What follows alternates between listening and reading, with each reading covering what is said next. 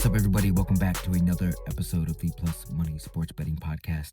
My name is Q. You can follow me on all socials at Bets by Q. And of course, this podcast is brought to you by Black Sheep Betting, where it is a dog's world. There are a few links in the description. The first one, that is for the VIP. That is where I drop all of my official plays. It is designed for disciplined bettors, okay? Those who are looking for month-over-month profitability. Is a place where value trumps volume. I'm not going to have 5 plays in the VIP a day, okay? I might only have 5 plays in the VIP for the week, depending on how we're wagering our units. But it is not a place for parlays, not a place for 10K challenges or ladder bets or lottery tickets, okay? For that, I implore you to check out the second link. That is going to be for the free Discord chat. It is hosted by my friend Will from the Double Fault Tennis Podcast. It is a place to hang out, share bets, celebrate wins, cope with the losses. We are closing in on 1,000 members right now, building a winning community over there. Definitely come join. It's absolutely free. We talk sports 24/7, 365, every hour of every single day. Most likely, you'll find me in the tennis channel late at night or early in the morning. I'm dropping some of my tennis plays in the Australian Open. So, look, I know the Discord is a little bit overwhelming. So, if you want to go in there and you're like, I just want to see what plays Q drops, or you maybe follow a couple other, people that are active in the chat, just turn on the notifications for that person. Okay, whether it's me, whether it's Will, doesn't make a difference. Okay, there are a lot of sharp minds in that chat. And look, I mean, this is something that we've been doing for years now. And it's only getting bigger. It's only getting better. We have a bracket challenge that we're doing in the Australian Open right now. So just stay tuned. We're going to have lots of fun stuff coming up as soon as we get into March Madness for college basketball and so on and so forth. But anyways, that's the second link. And of course, the last link is just the bet tracker. Look, transparency is key. Okay. No plays, no gimmicks. Like, I want to be 1,000% transparent with you guys. So the bet tracker, you can see every single play that I've made, that I've given out on the podcast, where we sit, week over week, month over month, year over year. All of that is in the bet tracker. All right, let's recap yesterday, because we swept the board, bring out the brooms. We cashed all 3 of our bets. Red Wings, they get it done in overtime. I was at the bar. I was watching this game. And this was the one game where, look, I didn't say this on the podcast, but, I was like, damn, Detroit is a game where it's going to be a tight one. And it was. I mean, this game went to overtime.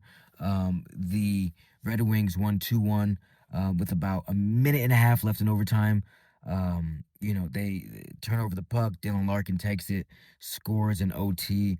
I mean, once you get to overtime in hockey in the regular season, I mean, anything pretty much goes. I mean, the ice opens up, it's 3-on-3, and then you get that for 5 minutes. And if that doesn't work out for you, then we go to the shootout. And I just say, look, shootouts are where bets go to die.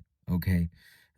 Of course, winning your bet on a shootout, fantastic, but nothing.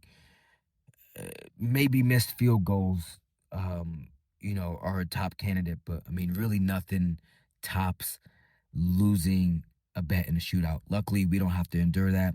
Dylan Larkin gets it done in overtime for the Red Wings, and that cashes at plus 110.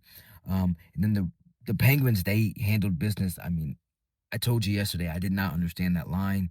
They're the much more physical team.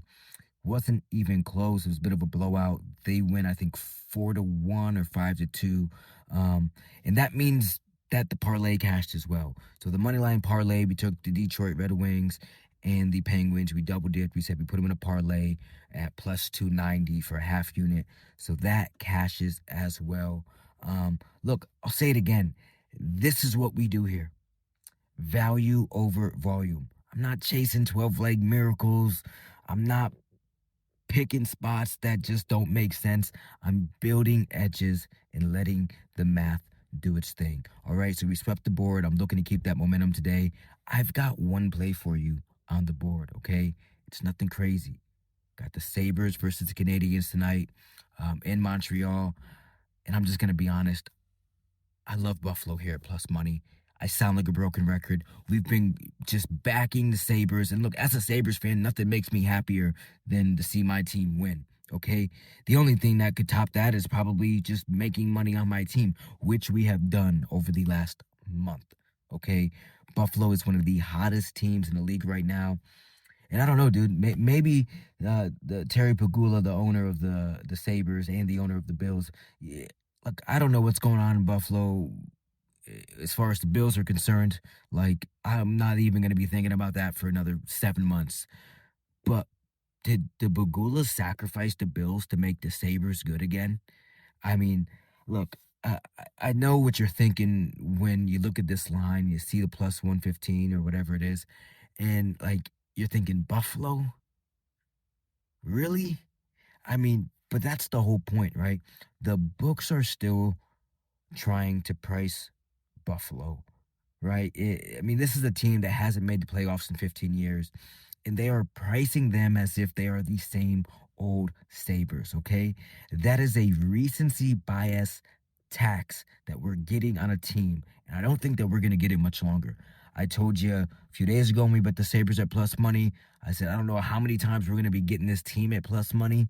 Um, but here we are. Like, this franchise has not made the playoffs in a very long time. So the market is very slow to adjust. But if you've been watching them lately, you know that this is not the same old Sabres, okay? This is a Sabres group that is playing with, not only urgency because, I, I think like collectively, like the team, like, yes, they care about ending the drought, but like, you got to understand that these are like young kids, right? Like, they weren't on the teams 5, 10 years ago, like they're just a team that's clicking right now. New head coach, and we're number one in the got the number one wild card spot right now. And when you've got a team that's in this mindset of playing physical hockey, and playing with a sense of urgency, and then you add in the goaltending situation where look, we had like an injury to our main guy, and then you get look, next guy steps up. Luukkonen and Colton Ellis have been absolutely phenomenal. It's probably going to be Luukkonen in that tonight on rest, but honestly, it doesn't really even matter. Normally, I wait till 10 a.m. For the morning skate to see for confirmation of who's going to be in net. I don't think this one matters. Whoever's in net, Colton Ellis or Luukkonen, doesn't make a difference for me because here's the biggest thing. We just made this bet like what 5 or 6 days ago. Buffalo already showed that they can handle Montreal. They just beat them 5-3 recently. Tage Thompson went insane. He had a hat trick, 5-point game. Um, Look, what makes you think that this is going to be any different? Okay. This is not a theoretical matchup. We just saw this. We just saw the Sabres break through and manhandle this Montreal team. And then they followed it up with it was a losing performance against the Carolina Hurricanes, but that's a really good hockey team. Um, and it just felt like a playoff game. I mean, this team is clicking. All right, they are physical, they are fast, they are finding open shots, and yet we're still getting plus money.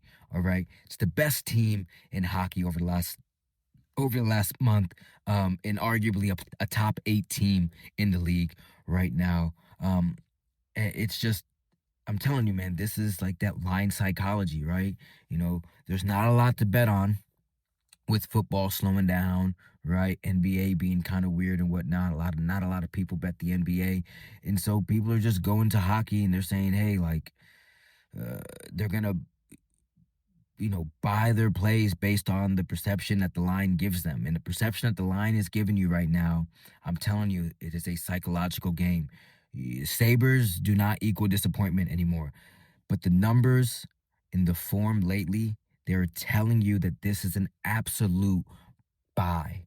Okay, so until Vegas fully adjust, they're stubborn with the line making right here. Until they stop hanging plus money on Buffalo in spots like this, I'm gonna take Buffalo every single time. I'm gonna keep taking the advantage. Give me the Buffalo Sabres on the money line plus 115. All right, that's it. One play, one unit in play. I'm on the Sabres on the money line. Good luck tonight. I'll be back here tomorrow with more plus money plays from around the sports world. As always, my name is Q from Black Sheep Betting, and I hope each and every one of you hit each and every one of your bets. Peace.